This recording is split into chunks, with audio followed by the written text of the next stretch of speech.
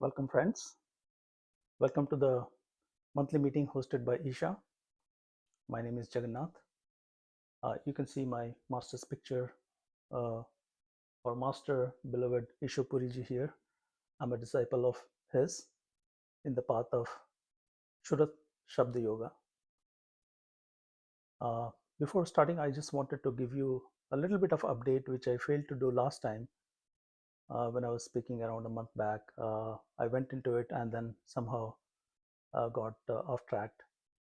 Uh, so I wanted to give you an update about the meeting hall construction in Bruce that we have started quite some time back, and we take each step at a time, and based on the amount of money we have in the bank and what we can do.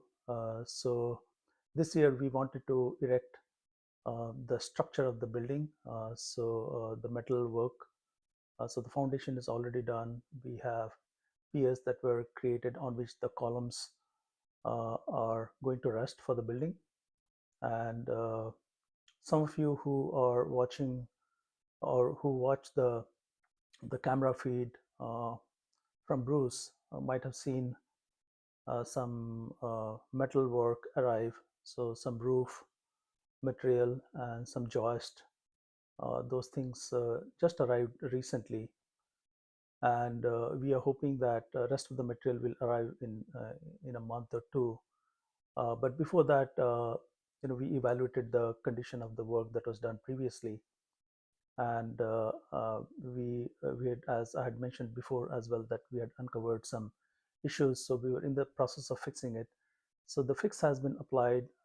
There is still some work to be done, and we are consulting with the architect at the moment to see how to proceed next. So we want to do a little bit of a quality check, and so for that, some work was recently done to measure the places or the points where different steel structure is going to rest. And so with those measurements, survey measurements, we are consulting with an architect, structural engineer, to make sure that we are on the right track. And if there is something off, probably there'll be some remedial measure that needs to be done. So we are waiting for the advice from structural engineer and our partners. And following that, we'll go to the next stage, which we are hoping soon to drill few things into the pier, concrete pier that we have, on which the metal columns are going to rest. So we are in the process of doing that. So at this point, we are just waiting for architect to give us the next set of advice, and based on that, we will do the next work. And overall, we hope that this year we'll be able to put the structure up, put the roof up, and we'll have to enclose the building. So we'll see how much money that requires and whether we have that money or not. And based on that, we'll make the next set of progress. We'll take the next action. And I'll keep you updated as time passes along, and we have some progress. So hopefully next month and in the following months, I'll be able to give you more update. So my master Ishupuriji came here 40, 50 years back to spread the teachings of his master, uh, Baba Sawan Singh Ji, Huzur Maharaj Baba Sawan Singh Ji, or Great Master, as he used to lovingly call him. He came here to to give or share the teachings that he had uh, learned himself from Great Master, and he went around all over the world. I was just watching some lecture he had given in 1970s while he was here, and he was talking about going to Eastern countries, probably China and other places, and giving discourse. So he worked tirelessly to make sure that people who were seeking this knowledge were able to avail his knowledge and his teaching that were given to my master uh, from his master, great master, and there are lineage of masters who somehow come to wherever disciples are, wherever the seekers are, and who want to somehow seek in their heart to get out of the situation they are in. In most cases, people are suffering different kind of misery, different kind of challenges in their life. This life, because we are seekers, and most of the seekers that I have come across are going through some life challenges, and or they have some certain amount of curiosity as to why this world appears in the way that it appears, why there is so much contrast, why there is so much up and down. There are people who are billionaires who are so rich, and on the other side, there are people who are suffering constantly.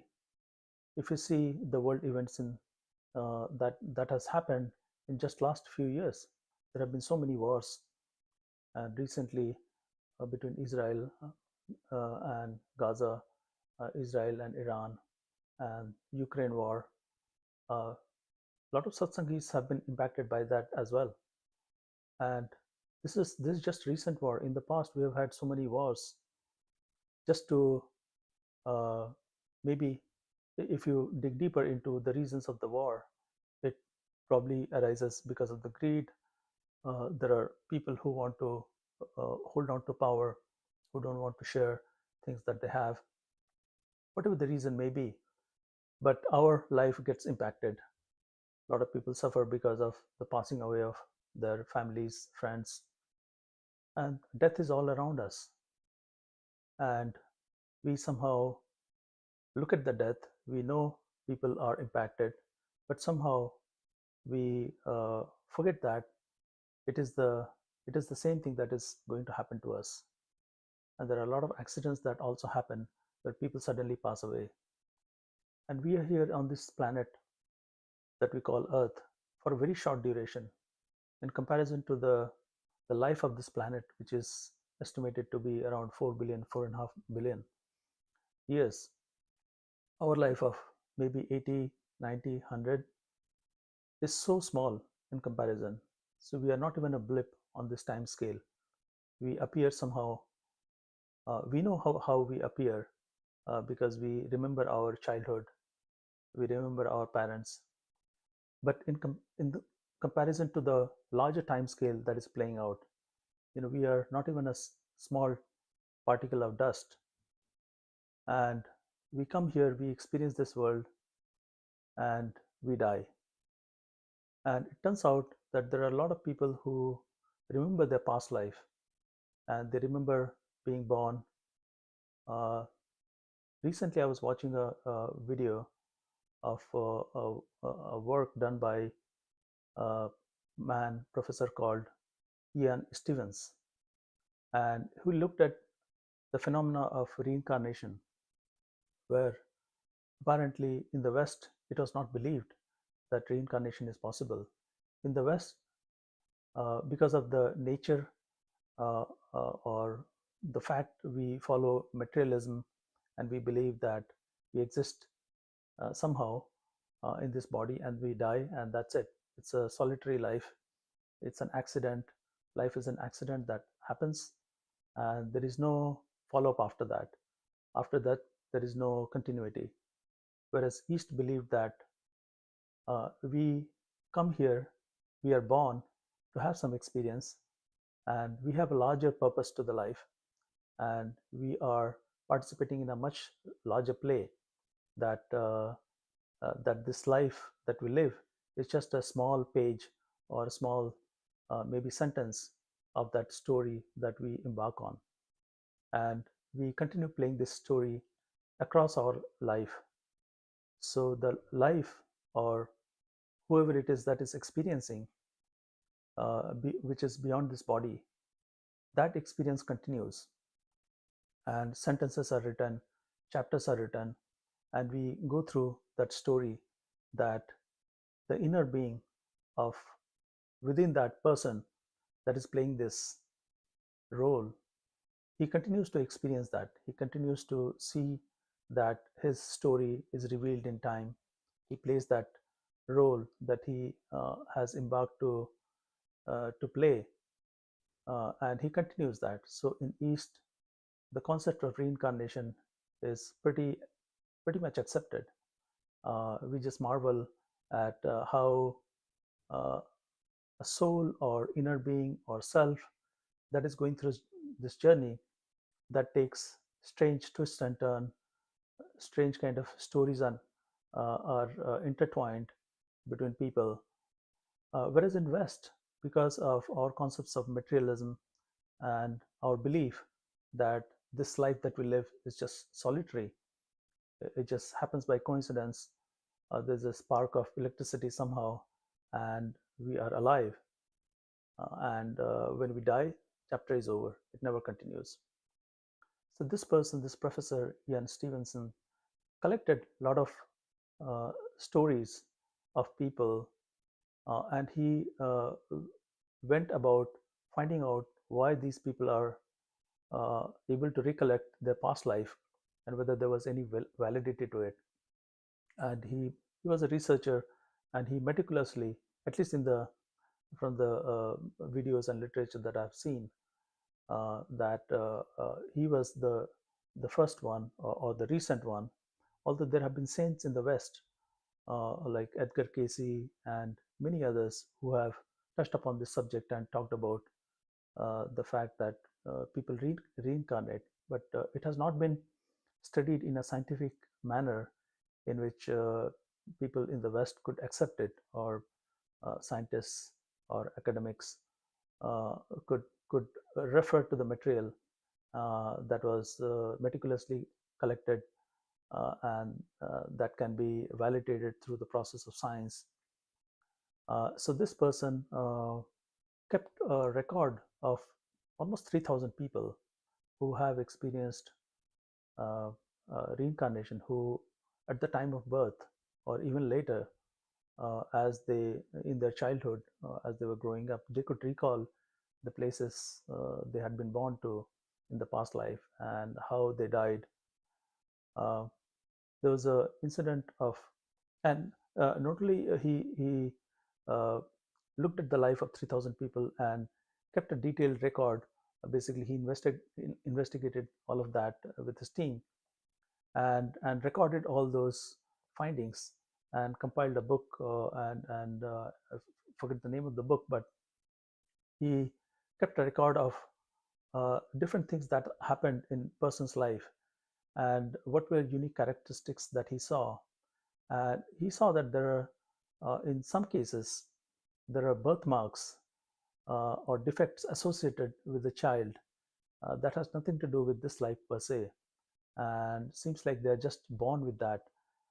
And in the process of investigating this phenomena of reincarnation, he found there were a lot of children who, at a very early age, he documented almost 200 plus, 220, 25 children who had memory of their past life, and it was not accounted. You could not account for those memories just by the current life, because in many cases they were born in a very far place from their previous life, so there was no chance of uh, accidentally or through literature or through news or various other means to find that a person which this young man or child talked about as being the previous person in his previous life, they could have known. So it was just not possible, and the modern means of communications were not available at that time. So this was in 70s that he 70s 80s, I believe, he conducted his research and delved into each of the stories and thoroughly documented it and compiled it for the future generation to carry on that work.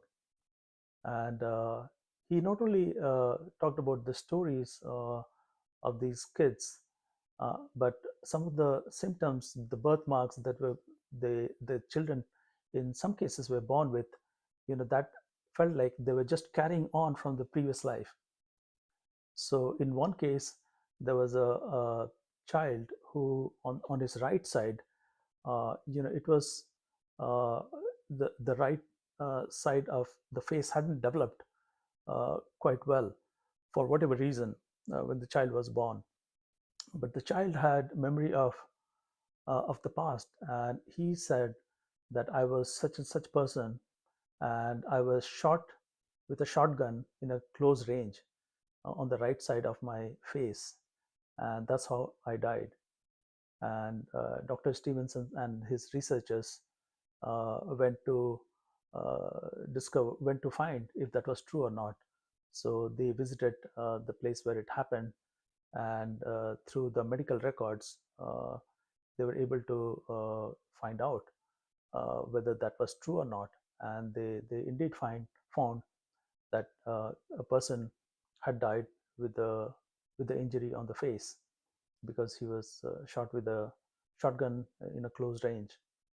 There were other incidents as well. In one case, there was a child in which who had at the time of birth small in the back of his head there was a small uh, uh, uh, mark, and in the front of his face, on the forehead, I believe, there was a larger mark, circular mark, and so this child was able to recollect his past and said that I died because of bullet wound, and the bullet, somebody had fired a bullet, and that passed through his head. From the back, it entered, and from front of his head, it exited. And because of those wounds, he had passed away. And Dr. Stevenson was able to check it out and validate that this child was indeed saying what happened in the past. And there are cases, in fact, there was a girl child who was born with a leg missing, lower part of her leg missing. And she said that in the past life, she was run over by train and she had lost her leg. And so in this life, as if the same thing, the memory of that was so strong that she was born without a leg in this life as well. So this is just a chapter or a sentence or a paragraph that you can say that has uh, that we are continuing in this life. And so masters tell us that what we see around us is just an experience that we are having and that we are continuing across different lifetimes. Whereas this is not what our experience is. We feel that we are in this body and the world is happening around us, and there are things that happen. There are things that happen that makes us sad. There are things that makes us happy. Those who are seeking are mostly in the condition of misery that they find themselves in. They're struggling in one way or the other. And so we are trying to find out how we can get out of this misery. And we have tried everything.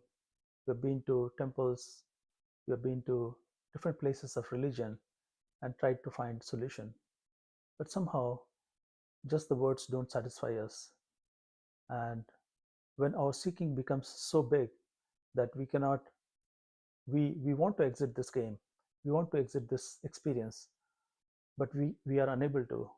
And that's when master like Ishupuri ji or his master, great master Sound Singh ji Maharaj, and other masters in this lineage and many other lineages come amidst us to give us the teaching, uh, and tell us that what we are experiencing is a maya. There is a veil in front of us because of which we are unable to recognize what the truth is. And they say that the fact that we are experiencing everything around us, that means we are conscious. We are conscious being. We are part of that totality of consciousness from which we separated long, long time back. And we started our book or novel or story that we wanted to experience. And this is a long, long story that we embarked on. We carried on our own novel. We carried with us our own DVD, which we are playing at this time. We are at the bottom of it, at the If we take out all the coverings that we have, including, of course, the physical covering that we have, and go deeper and deeper and take out all the coverings, we'll find that we are part of the totality of consciousness. When we leave this body, we don't die. There's a part of us that survives. And I'm saying part of it because at this time, we consider our physical body to be us, and we don't have any other way to realize what else is there. So, masters come amongst us to tell us that this is not it. The physical body is not the final game. It is not our reality. It is our attachment, because we have been conditioned because of our life, because since we have taken our birth, everything around us has enforced this idea that everything that we perceive is real. What East says is Maya, or as West translates, it's illusion. This is not quite correct in the way Master Ishu Puriji had explained, that the illusion is not quite the right word, because we are creating reality around us, and although it gives us a sense of reality, sense of concreteness, sense of physicalness, it is not physical in the sense that we imagine. I'm seeing in front of me the camera, and you are able to see me through this camera, and you are seeing me sitting on the chair, you are seeing Ishuji's picture. All these are experiences that you are having through your vision. This is one medium through which we get to know reality. There are other forms, other sensory forms built into our body that also conveys the same truth. I can look at the picture, I can touch the frame, I can touch my chair and see it, I can knock on it. That gives me a sense of reality. What Maya is can be explained in a way that makes it easy. Imagine you are dreaming, you are in the dream world, you are riding your bicycle, or maybe you are driving a car quite fast, and then suddenly you have an accident while driving the car, and you wake up suddenly. And so, what happened to the car? The car is not there when you wake up. You are not riding the vehicle anymore. You don't have the bike anymore. But the fact that you went into some world when you were dreaming, and you were riding your car very fast and experiencing that thrilling movement of the car, that made it real for you. And while you were dreaming, you did not argue with yourself whether the car is real or not. And that is Maya. The fact that we are experiencing something which seems real, which cannot be denied. Yet, when we wake up from the dream, we realize that it was Maya. It was false. It was untrue.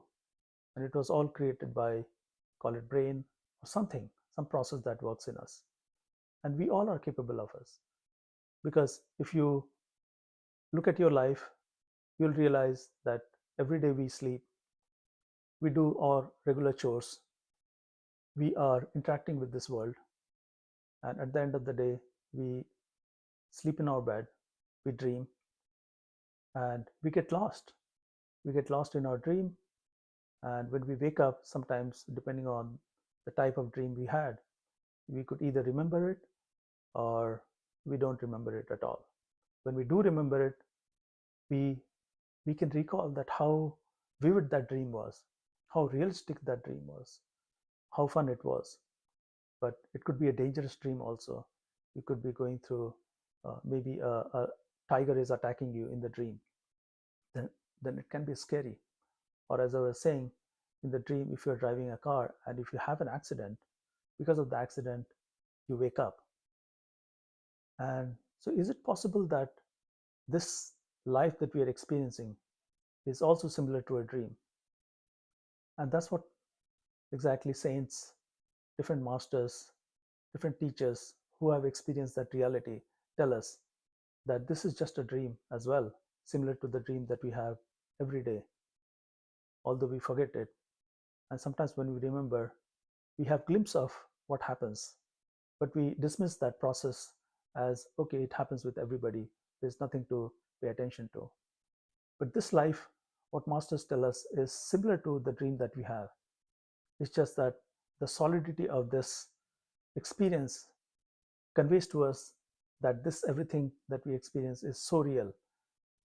If somebody were to come to you and tell you that you don't exist, this is just a this is just a game, this is just a dream that we are having, none of us would believe it, because our experience tells us that this is real. So no matter how much somebody tries to convince you, we would not believe it. And this is what holds us back here. We are imprisoned in this body, given by different senses that convey the reality around us, and we hold on to this, and we cannot imagine that there can be any other kind of living that is beyond this experience. But masters who have touched that place, touched that dimension, touched that level of consciousness where there is another existence living, another way of living, and they can see that we are suffering. From their point of view, we are dreaming, and we are lost in this dream, and we are maybe panicking, we are afraid, we want some help, we are seeking in our heart. That can be heard, that can be seen by these masters who are at different level. And so they, as Master Ishuji used to give an example of, if somebody is dreaming and he's having a pizza in his dream, and but he wants to wake up from the world, then master come, participate in the dream, and and assure that nothing will happen to the pizza, because we are attached to the experience that we have, and we are, if we are enjoying the pizza in our life, we don't want to leave the pizza. We want to wake up, but the experience that we're having right now, that is holding us back. If you see, we are attached to so many things in our life. We work very hard towards creating these attachments, maintaining them, and we don't want to lose them at the end of the day. And nobody thinks of their death, and nobody thinks of loss they're going to have, and because of which we continue to hoard more and more things. We work uh, from the beginning stages of our life and accumulate as much as we can, because that gives us comfort, that we feel temporarily that our life is better. In India, they used to go after, they said a man has, at least in the movies, that's how it used to be depicted, that a man needs just three things, basic necessities in their life: roti, kapla, or makan. That means bread, clothing, and a house.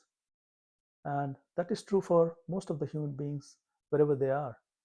But even when those things are satisfied, even you have solved the problems of maybe earning bread, uh, clothing yourself, and having a house or shelter over your head, still we don't think about other things that are possible. We are only craving about the, maybe the relationship, maybe the material gains, maybe more money, or going visiting a lot of places, having fun. But we can't think of the fact that one day we have to leave everything behind us, and all we are going to carry with us is just memories of things that we have collected over time. So masters tell us that what we are collecting is just in our head. We are never going to take this when we leave this body. When we transition from the physical world, the experience that we're having, which is physical in nature, that is also going to disappear, because when we leave our physical body, we don't know what other body we will have. Maybe similar to the dream body that we have when we pass on, when we dream, we will have some other kind of body, and then or as I was talking about the reincarnation experiences, the past memories, past incidents that have happened, that in some cases carry on. So there seems to be continuity of that, but we may not have the same physical body. We may not live in the same place. We may not have the same kind of things that we possess in the next life. And in fact, we may not even recall what our past life was. And yet, we spend so much time making friendship, making sure that we hang on to whatever possessions we have. And because of the nature of the reality that is created, we are deceived by it. We we try to make everything our own. We don't realize that whatever we experience is just for an experience. The experience is real, but the idea of the objects that we perceive, those are not real. Those are as ephemeral as we perceive in our dreams. When we wake up from the dream, those things are not there anymore. Those are just wonderful experiences we have, or whatever experiences you have. Maybe it could be scary, maybe it could be thrilling, exciting.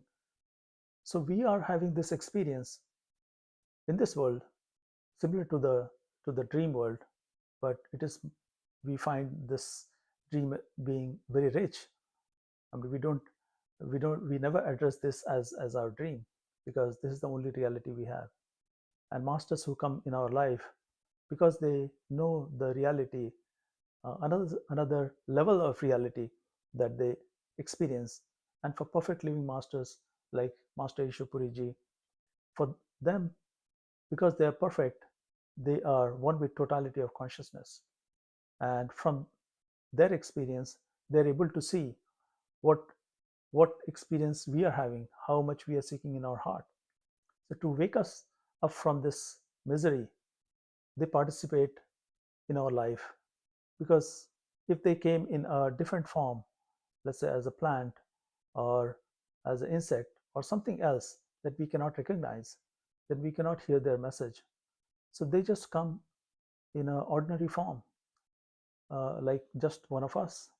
They don't have any external appearances that makes us believe that they have a extraordinary experience beyond this physical world. However, in time, because of the love that we experience in us, it makes us believe that there is something beyond this these persons carry, and they seem to know us much more than we are capable of knowing ourselves. And we somehow fall in love with them. We fall in love with every aspect of them, uh, and they participate in every activity with us. They, if we are sorry, they participate in our sorrow. If we are happy, they will also be happy. They have, it seems like they nothing affects them. They are not selfish like most of the people. They are around us, they help us, they mentor us, they tell us stories, and we fall in love with them. And somehow this quality of falling in love somehow pulls us beyond this plane of existence. Most of the things that we experience in this world is just attachment. It could be attachment with another relationship, another friend, family, or you can have attachment with objects of this world that may be inert. We may like our house, we may like the land that we have, garden, flowers, the way we live our life. But these are just materials that we somehow over time cultivated in our life, relationships that we cultivated. And then at end of the day, when we die, none of these things or people that we make our bond with, they cannot help us. But masters tell us that at the time of our death, they are going to be around us. They're going to take us back to our home. And they teach us a process through which we can have glimpse, or we can have certainty of this another level of existence that is a possibility beyond this physical experience that we have. They tell us that the uh, sensory system in our body, sense perceptions in our body, is is conveying how the world looks like. Through the eyes, we are able to see, and through our touching, smelling, we are able to get a finer grasp of the world, and that gives us sense of concreteness. And sometimes scientists also want to, uh, through scientific ways, they want to uh, find out what is the nature of reality. But we, in the science also, we use the same tools that gives us another way to verify, uh, using the same kind of apparatus that we have, through seeing, through touching, but we are using the same instruments that are embedded in this reality to verify itself. So that's that only affirms whatever we are saying. So whatever judgment we have about the reality, the other instruments that we have, scientific instruments that we have, that gives us the same reality, and we are somehow trapped in this bubble, or echo chamber, that confirms to us that this is the only reality possible. We are unable to, through our scientific methods, scientific instruments that we have built, we cannot go past it. Through logic as well, we are trapped in the nature of time, and we are trapped because of the laws, cause and effect, that happens in time. We are unable to go past it. We are unable to uh, use inductive or deductive logic to find out what happened in the past or what is going to happen in the future. We only experience the now that is happening, and we are left with some memories.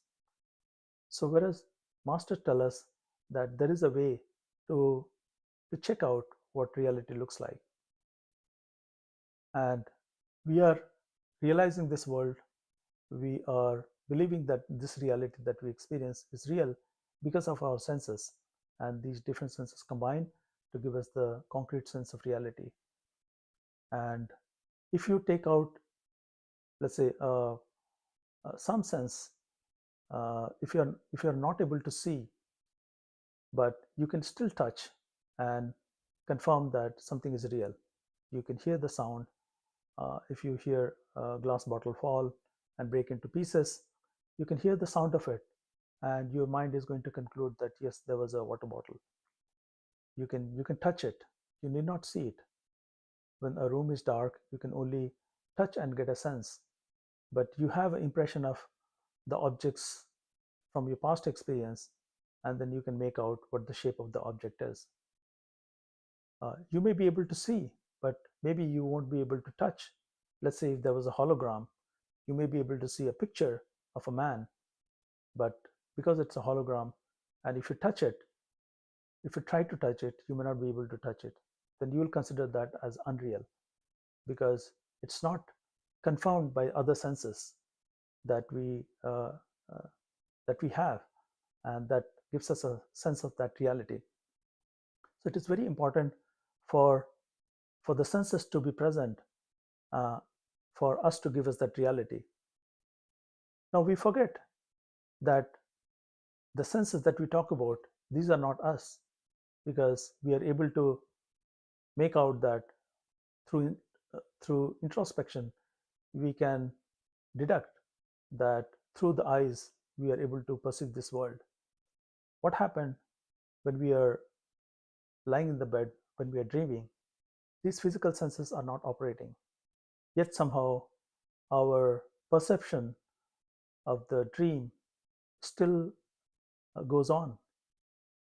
Just because our eyes are shut while we are sleeping, that doesn't mean that we are not experiencing anything. That doesn't mean that we are not seeing anything. In fact, if you are having a vivid dream, very lucid dream, things are as real as this world. So it gives us a hint that there is a way to go beyond senses. And if we are able to deliberately stop the working of senses, maybe we'll be able to open up another level of existence, another level of seeing or dreaming. Maybe it'll be a different world. So masters tell us that if we emulate the process of dying, if we are able to die while we are living, If we're able to suspend what senses tell us in the waking state, then maybe we will be able to uncover what is the reality. We'll be able to at least see that this is not the only reality there is. And once we get the glimpse of that, by withdrawing our attention from this body, from the sense, through the process of meditation, through the process of dying while living, we'll be able to uncover that there is a possibility of this not being a real as we thought, or as real as we everyday experience. Maybe we'll be able to loosen that hold on us, and maybe we'll be able to have a belief that there is another existence as well, and the hold of this nature, the world, the material aspect of it will go away. What we don't realize is whatever we call ourselves, none of it is ours. This is just an experience. The relationships that we have, the objects that we have, we can use them. These are meant for living in this world, enjoying, participating, having a wonderful experience. As Master used to say that we have come in this Disneyland, and we have come here not to cry. We have come here not to be sorry. We came here for a wonderful experience. But somehow, probably we have had too many experiences and we are tired now and we want to go back. So there is a way. If we are able to somehow sit quietly and see what's happening inside us, close our eyes, be in a quiet place, just watch what's happening. If you are sitting quietly at the center of your head, you know that there is darkness. But sometimes our minds are so occupied, we're constantly thinking about our problems, what we have to do tomorrow, what we have to find, different chores that are always going on in our head. Those things become so magnified when we're trying to meditate, when we're trying to find that truth by sitting in meditation. But it's a process that we have to start, because when we are sleeping, we may have a lot of dreams, but we are not in control of those dreams. So we are not able to deliberately take steps to uncover what the reality is. And what masters tell us that human body is unique in that sense, and the life that we have been given is very important, because if we want to go out of this prison of this body, of this reality, then there's no other way but to go inside, because everything is being created from inside. And we have forgotten the role of the observer, because we identify ourselves with the physical body, with the physical objects that we have. And we forget the fact that these are just experiences. So we only tie ourselves with the experiences, but we don't think about the experiencer.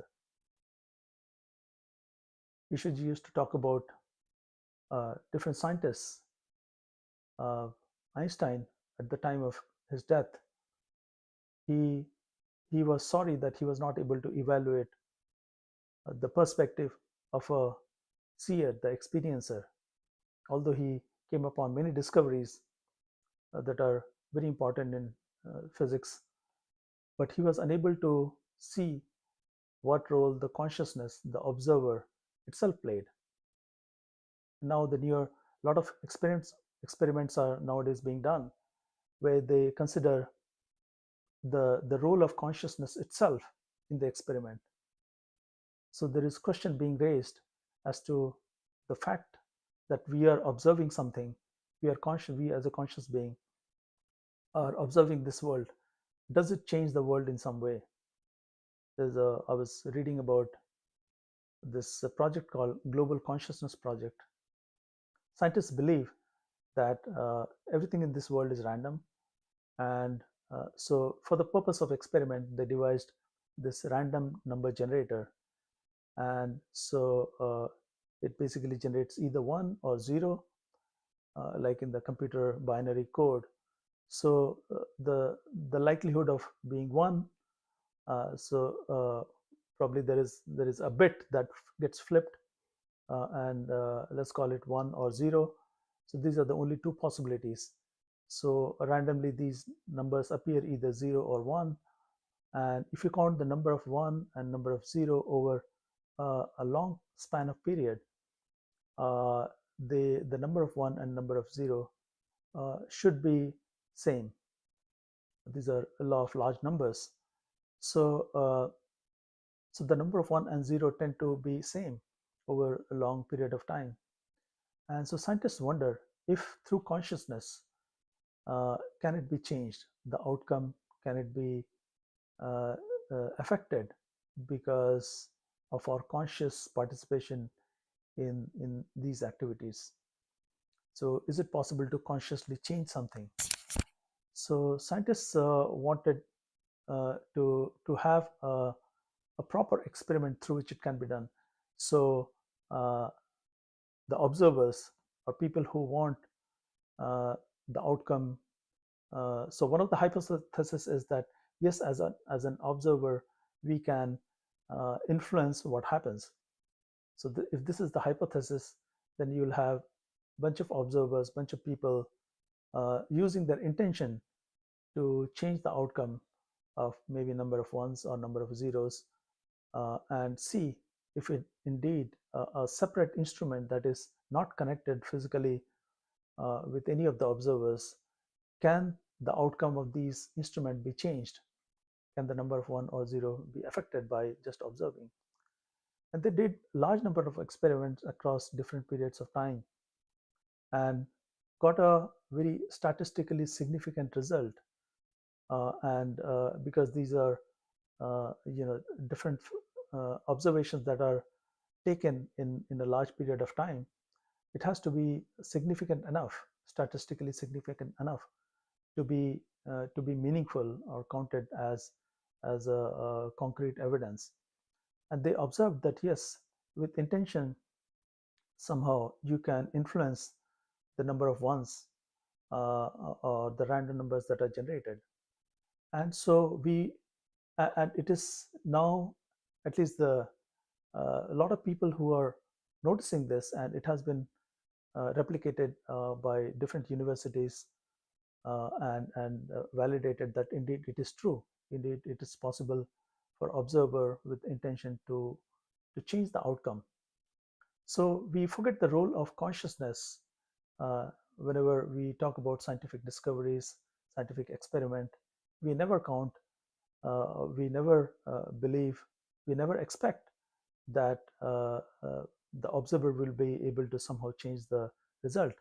Otherwise, all the experiments will be moot, because if you are able to change the outcome, so whatever you are trying to measure, will never be same, because participant or the scientist himself is changing the outcome of the experiment. So the science would not be same.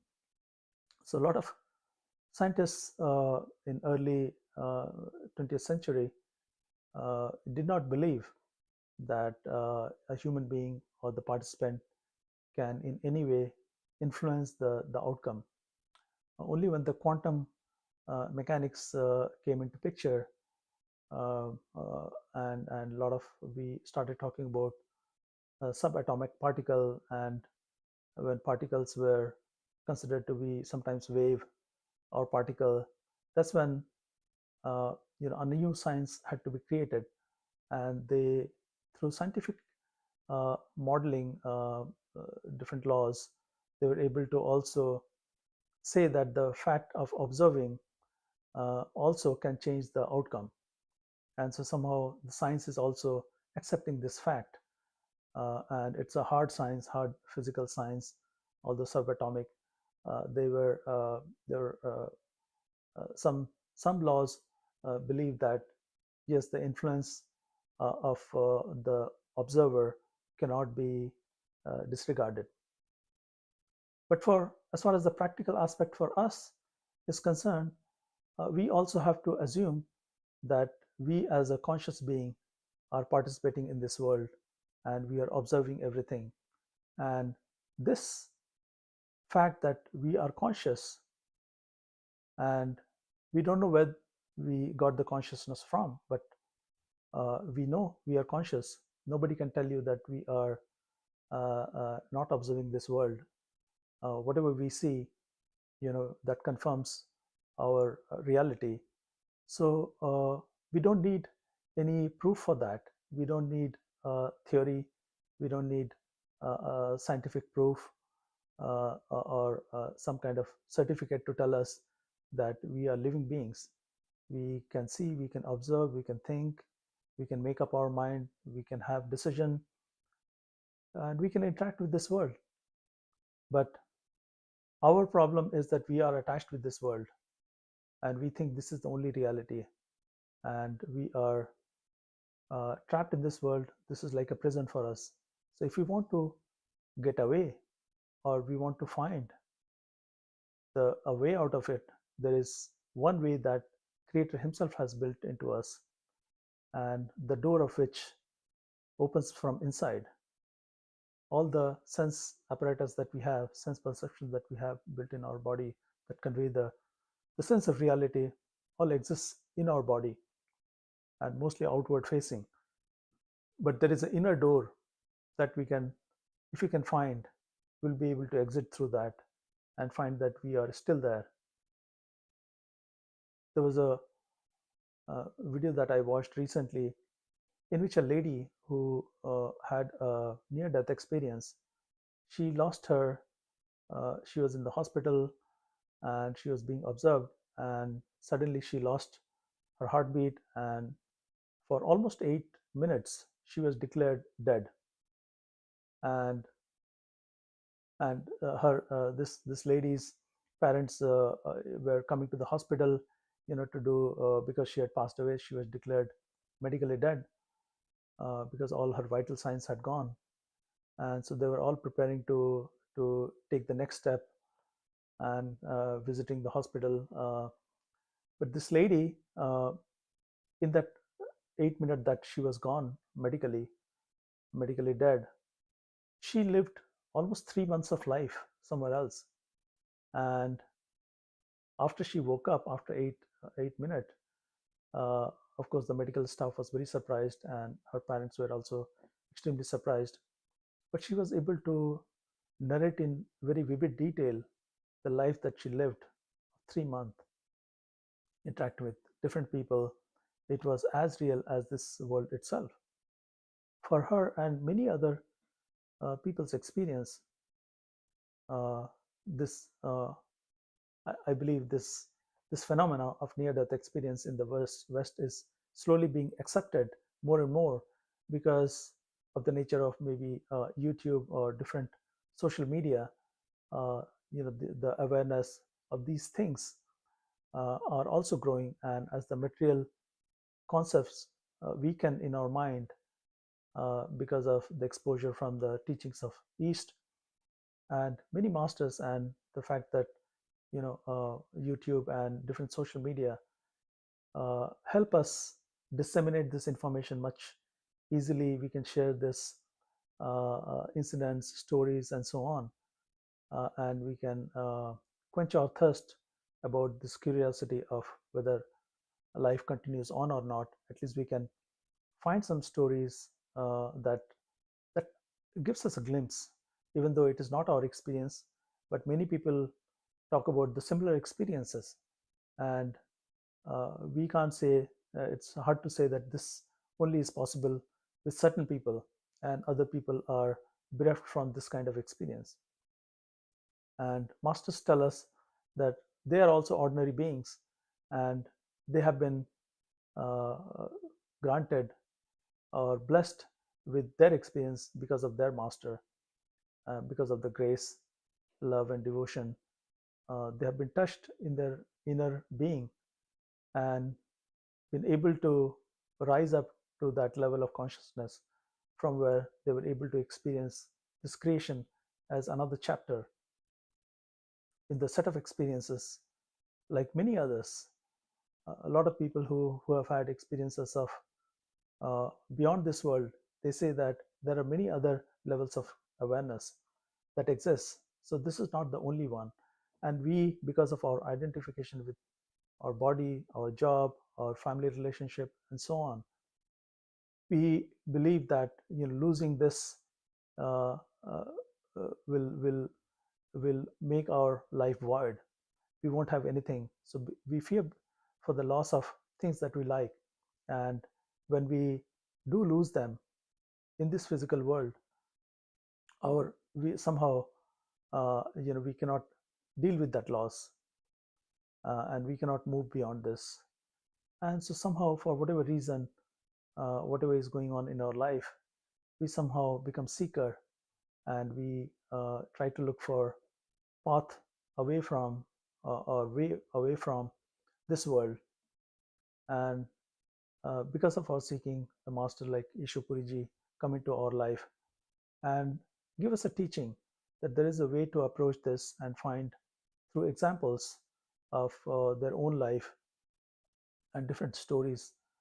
They try to convey to us that there is another living, and that our life is not over, and we should not tie ourselves with the identification of this physical body. This physical body is just for few years, 80, 90, 100, and then after that we will move on. But if you a lot of people believe that we the situation we are born in, it is because of the past life that we have, whatever work we have done in the past. And different masters have told us that there is a law that somehow governs even in this physical material life that we experience. And as I was saying through the earlier example of reincarnation, where kids, small children had memory of their past life, so there's a continuation. So whatever we had done in the past life, based on that, this life is given to us, and we start our journey again through the impressions that have been formed in the past life. So this law of karma that works on this life, whatever we have done in the past, we have to take care of that. We have to account for that. If you have done a lot of good deeds in the past, then we'll have to get rewarded for that, maybe in this plane, or maybe in other planes, maybe in heaven. But eventually, after taking care of those rewards, we have to be born again as a human being. And so somehow it doesn't matter whether you are doing a good work or a bad work, you have to account for all of that. And but somehow there is no way to get out of this. And so what masters tell us that, because of our attachment with the work that we are doing, either positive or negative, we somehow tie to ourselves to the result as well. And so we are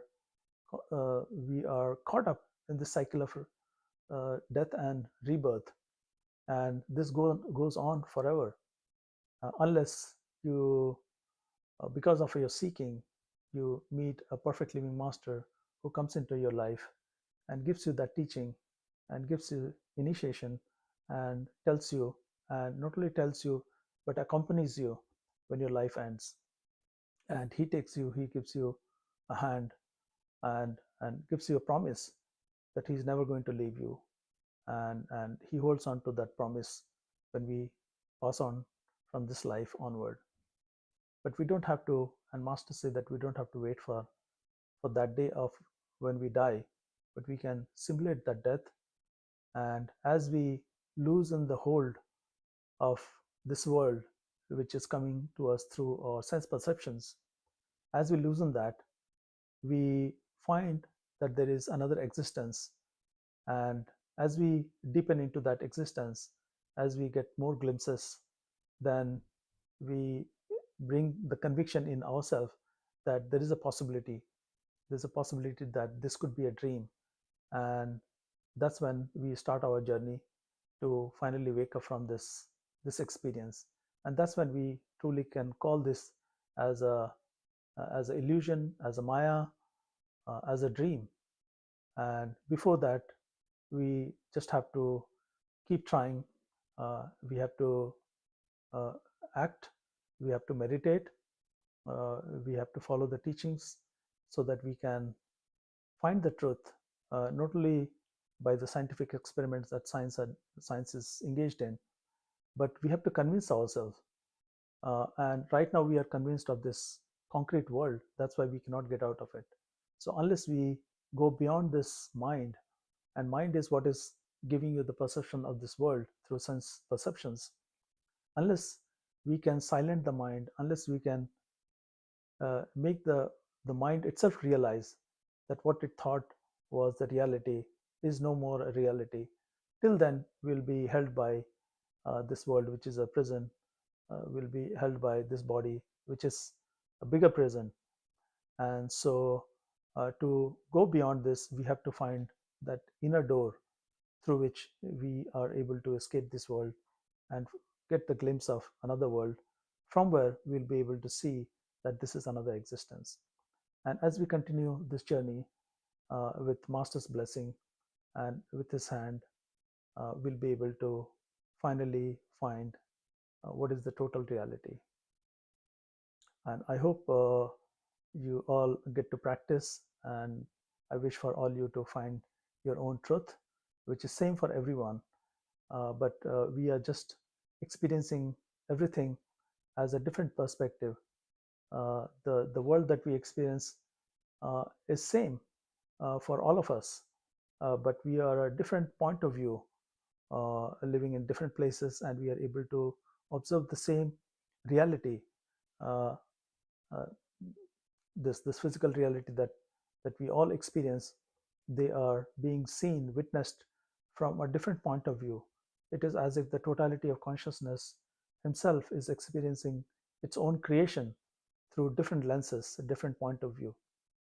So we are all participating in it, but because of the different storyline we have picked for ourselves as a point of consciousness, maybe we have decided that we are done with this experience and we want to go back home, where our true home exists.